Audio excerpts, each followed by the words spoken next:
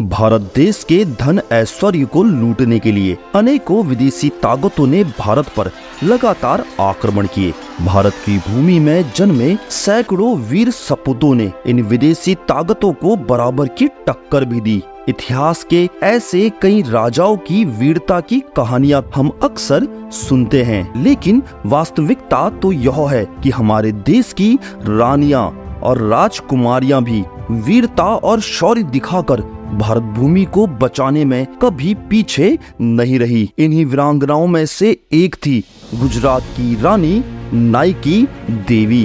रानी Nike देवी गोवा के कंदम शासक महामंडलेश्वर परमादी की पुत्री थी। नाइकी देवी घुड़सवारी, तीरंदाजी, तलवारबाजी और युद्ध कौशल जैसे कई गुणों में निपुण थी।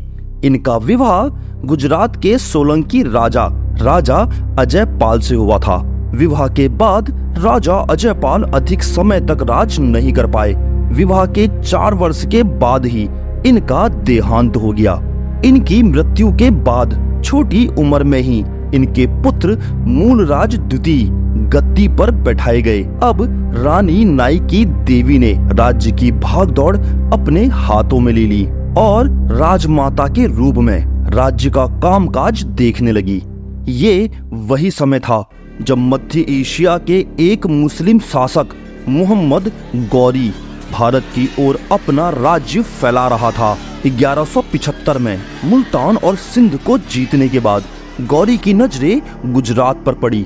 अब गौरी के निशाने पर था गुजरात का अनहिलवाड़ पाटन क्षेत्र, जो इस समय चालुक्य वंश की राजधानी थी।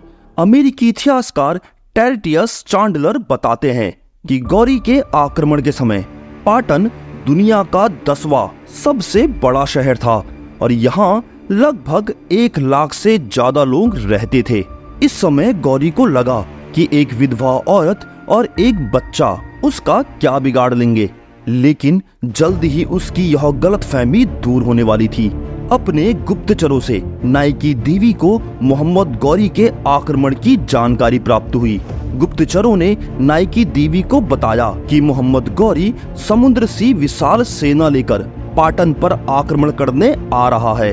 गुप्तचरों से यह खबर मिलते ही नाइकी देवी ने बिना समय गवाए युद्ध की तैयारियां शुरू कर दी।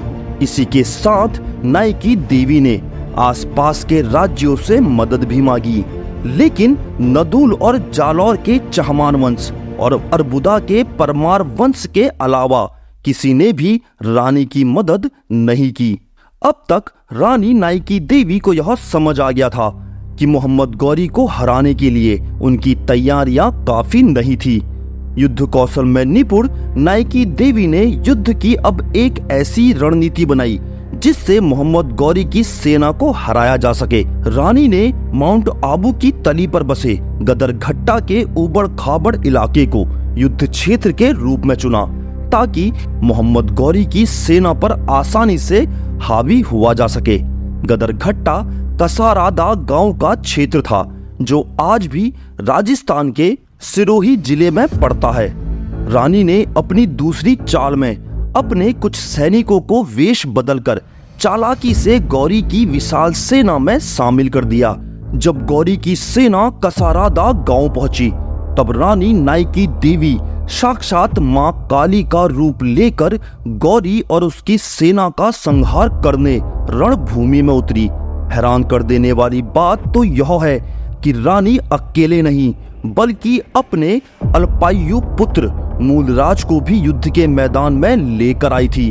युद्ध के मैदान में जैसे ही गौरी ने अपनी सेना को आक्रमण का आदेश दिया, ठीक उसी पल गौरी की सेना में वेश बदलकर छिपे रानी के सैनिकों ने महाकाल की भयंकर गर्जना के साथ गौरी की आधी सेना को रौंद डाला। उबड़ खाबड़ क्षेत्र में छिपे रानी के अन्य सैनिकों और स्वयं रानी नाइकी देवी भी गौरी की सेना पर बिजली की तरह टूट पड़ी। देखते ही देखते नाइकी देवी और उनके सैनिकों ने गौरी की विशाल सेना को गाजर मूली की तरह काट फेंका। घमंड में चूर मोहम्मद गौरी भी रानी के सामने टिक ना सका। रानी ने अपनी तलवार से गौरी को इतने घाव दिए कि रानी के इस प्रचंड रूप को देखकर डर से कांपता हुआ शहाबुद्दीन मोहम्मद गौरी युद्ध का मैदान छोड़कर भाग खड़ा हुआ।